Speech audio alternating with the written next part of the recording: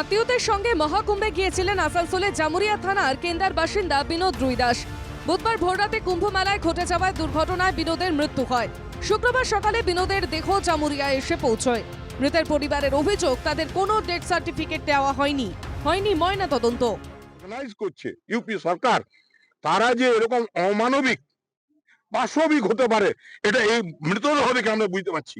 আমাদের এলাকার মানুষ বিনোদ রুইদাস, তাকে একটা ছেলেটা মারা গেছে পদপিষ্ট হয়ে, তাকে পোস্টমর্টম করেনি, কোনো গভর্নমেন্টের পেপার নেই, একটা কনস্টেবলকে দিয়ে একটা অ্যাম্বুলেন্স করে বডিটা পাঠিয়ে দেওয়া হয়েছে। যেখানে মারা গেছে সেখানেরও কোনো কাগজপত্র তারা দেয়নি, ডেথ সার্টিফিকেট দেয়নি, পোস্টমর্টমও দেয়নি, এবং যে হসপিটাল থেকে রিকভার করে নিয়ে আসা হয়েছে সেই হসপিটালেরও কোনো কাগজপত্র দেয়নি।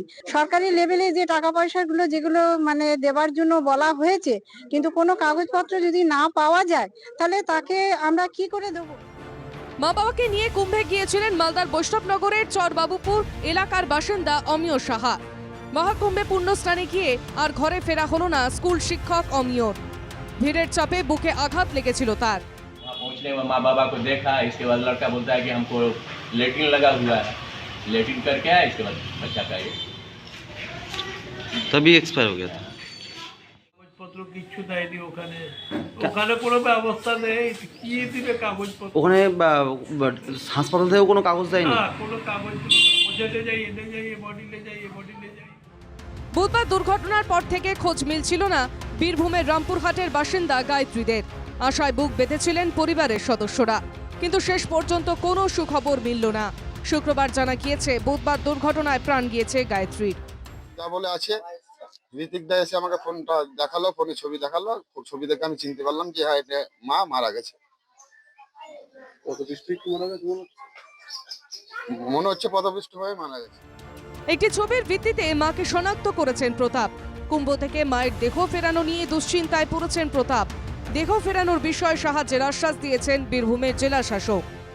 সত্যতা যেটা সেটা সম্বন্ধে নিঃসন্দেহের হওয়ার, এবং তার পরবর্তী যে বিষয়গুলি আছে যেটা রাজ্য সরকারের নির্দেশক্রমে যেগুলি হয় সে তার যথাযথ ব্যবস্থা আমরা করব।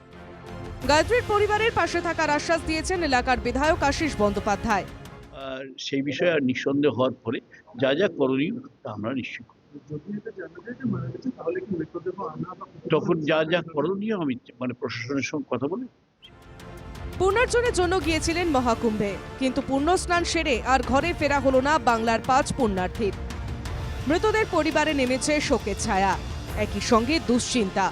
মেলেনি ডেথ সার্টিফিকেট, মেলেনি কোনো নথি। ডেথ সার্টিফিকেট না থাকায় ভবিষ্যতে সমস্যায় পড়তে হবে বলেই মনে করছে মৃতদের পরিবার। Bureau report, NKTV Bangla.